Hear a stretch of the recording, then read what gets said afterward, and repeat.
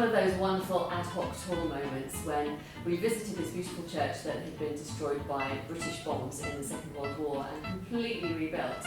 And we weren't scheduled to perform there, but our fantastic tour manager, Georg, just sorted it out for us. I said to him, would it be possible for us to sing here? And he fixed it, and we did. And it was just one of those absolutely magic tour moments to sing in such a spectacular place. It was fantastic. You really need loads of local connections and really great communication with people on the ground in the country that you're going to.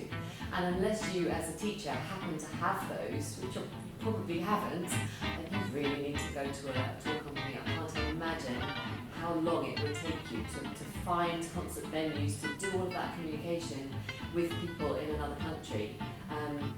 So you seriously do need the expertise of a company like Hub Europe to put it all together for you. And then what you've got to do is do your end with getting the kids ready musically and doing the admin with the students who are going to go on the trip with you.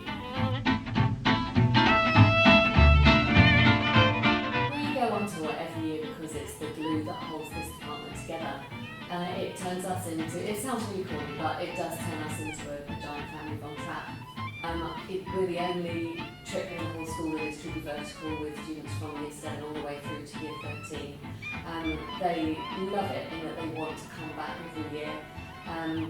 They can always tell you how many days it is until our next tour, because they absolutely love it so much. And sometimes I think that the kids that we bring back from tour aren't the same kids that we took on tour in the first place, because they've grown so much with their independence and the experiences that they've had on tour. It's just of such a massive benefit to them